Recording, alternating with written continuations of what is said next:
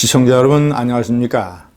IS의 두목 알바그다디가 자폭 조끼로 생을 마감했다는 소식에 저는 제일 먼저 김정은을 떠올렸습니다. 김정은의 최후는 어떻게 될 것인가? 알바그다디인가 아니면 빈 라덴인가 아니면 후세인인가 카다피인가 차우세스크인가? 세계사에는 법칙이 하나 있습니다.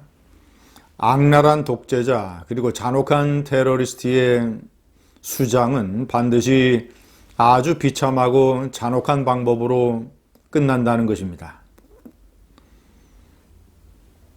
예외가 없습니다. 김정은도 저는 결코 소프트 랜딩이 불가능하고 하드 랜딩으로 끝날 것으로 확신하고 있습니다. 그리고 저는 제가 얘기하는 이 권력의 보일러 이론, 어쨌거나 한반도의 긴장 또는 북한 정권 내부의 압력이 고조되면 그 북한이라고 하는 낡은 권력의 보일러의 압력이 폭발하게 되면 그 체제 내에 숨어있던 마탄이 튕겨져 나온다.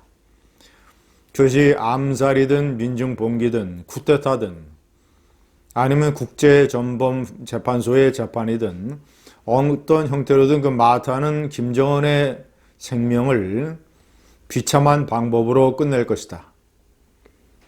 결국은 급변사태가 터질 가능성이 높고 그리고 잇따라 남한의 자유주의 체제에 의한 북한의 흡수통일, 독일식의 흡수통일이 불가피한 코스다. 그 때문에 이 알바그다디의 이 최후를 보면 어떤 이런 문제를 끝장내는 데에 미국이 가지고 있는 집요한 의지와 놀라운 능력을 다시 한번 확인할 수 있습니다. 그 대통령이 트럼프든 아니면 바이든이든 아니면 오바마든 미국이란 체제의 시스템에 의해서 이런 문제는 반드시 이렇게 종결될 수밖에 없다는 것. 김정은도 미국의 그런 조준망에서 예외가 될 수 절대 없습니다. 지금은 하룻강아지 범 무서운 줄 모르고 큰 소리 치고 있지만 연말까지 해결이 되지 않으면 무슨 다른 형태의 계산법이 나온다. 1월 1일에 ICBM을 발사할지도 모르죠. 그러나 그런 것들은 전부 다 작은 곁가지에 불과한 것이고 줄기로 따지면 결국 김정은 정권이 벼랑 끝으로 몰리고 있다. 그런 일을 하면 할수록 압력이 고조되고 내부에서 마탄의 음모가 점점 커지게 된다. 제가 이 알바그다디를 포함을 해서 말씀드린 이 악랄한 독재자들의 최후를 다시 한번 상기시켜 드리겠습니다. 알바그다디는 군견에 쫓겨서 막 울부짖으면서 어떤 시설물의 지하로 숨어 들어갔다고 합니다. 그런데 미국의 특수부대 델타 포스와 이 레인저스의 기습 공격이었죠. 특수부대가 밖으로 나와서 자수를 해라라고 했는데 끝내 자폭 조끼를 터뜨렸다고 합니다. 역시 바그다디의 측근들과 그리고 아이들 3명이 같이 사망했다고 합니다.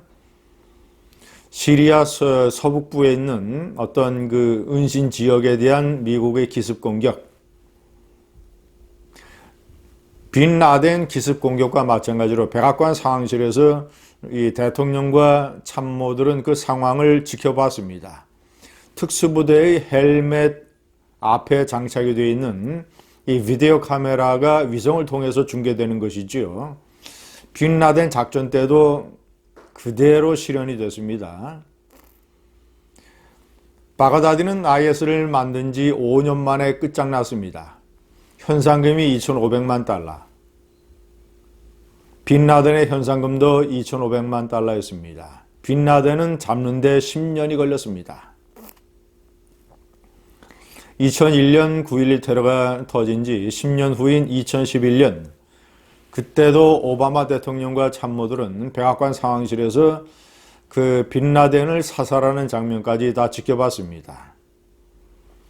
파키스탄의 작은 도시의 외곽에 있는 상당히 규모가 큰 저택, 3 내지 5m 담으로 둘러싸여 있던 이 저택에 빈라덴이 은신해 있다는 첩보를 CIA가 잡아챘고, 수개월간에 걸친 이 확인 작업, 그리고 미국과 또는 아프가니스탄에 설치한 빈라덴 자택과 똑같은 시설물을 설치해 놓고 미국의 특수부대가 기습을 해서 사살하는 작전을 수없이 연습했습니다. 작전에는 스텔스 헬기,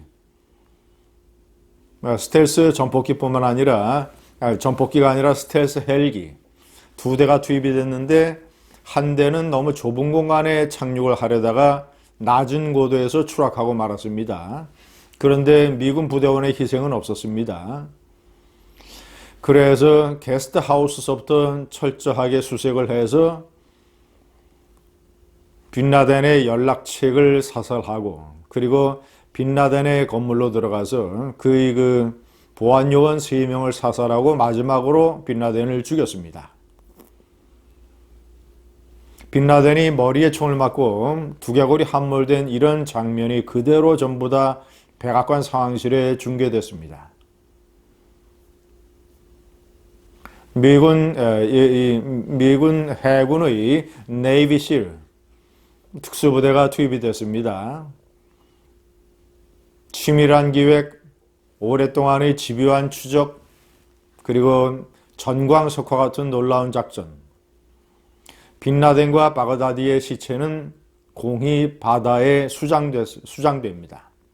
빈라덴은 인도양에 수장됐고 바그다디도 마찬가지 수장의 방법을 택할 것 같습니다. 세 번째, 김정일이가 가장 겁냈던 바그다디의 처형은 바그다디의 최후는 김정은이에게 아주 공포스러운 대상으로 다가갔을 겁니다. 김정일이에게 공포가 됐던 것은 1989년의 차우세스크 처형입니다. 베를린 장벽이 무너진 지 2달도 되지 않아서 반정부 시위를 잔혹하게 진압하려다가 정부군이 시위대 편에 서는 바람에, 정부군이 혁명군이 되는 바람에 차우세스크는 도망가다가 붙잡혀서 은신처에 며칠 있다가 크리스마스인 12월 25일 담벼락에 부부가 세워져서 자동소총으로 처형됐습니다. 차우세스크는 처형되기 직전까지 은신처에 있으면서 먹는 것을 불평했다고 합니다. 이게 어떻게 사람이 먹을 음식이냐, 이런 식으로 투정을 했다고 합니다. 부인 일레나는 남편이 당뇨가 있는데 이런 음식을 주면 어떻게 하느냐, 며칠 후에 닥칠 자신들의 운명을 모르고 그런 식의 마지막 지상에서의 코미디를 연출했다고 합니다. 탈북자들의 증언에 따르면 김정일이가 이 차우세스크가 처형되는 동영상을 당 핵심 간부들에게 보여줬다고 합니다. 그때 언제냐면 1990년, 1991년 이 소련 체제가 붕괴됐을 때, 소련 동구권 체제가 붕괴돼서 북한 내에서도 개혁개방 얘기가 나왔을 때, 개혁개방이 되면 후계자 지위를 잃을 것을 염려한 김정일이가 당 핵심 간부들에게 이것을 보여주면서 당이 없으면 너희들도 저렇게 고깃덩어리에 불과하게 된다, 이런 얘기를 했다라는 증언이 탈북자에게 나왔습니다. 후세인은 이라크 전쟁 시작되고 약 3년 동안 은신처로 숨어 지내다가 마지막에 토굴에 숨어 있다가 붙잡혀서 재판을 통해서 교수형 당했습니다. 카다피는 2011년 반정부 시위에 시민군에게 쫓겨서 고향 마을로 피신했다가 역시 차량으로 이동하다가 시민군에게 붙잡혀서 개처럼 끌려다니다가 총으로 피살됐습니다. 시청자 여러분 어떻습니까? 놀랍지 않습니까?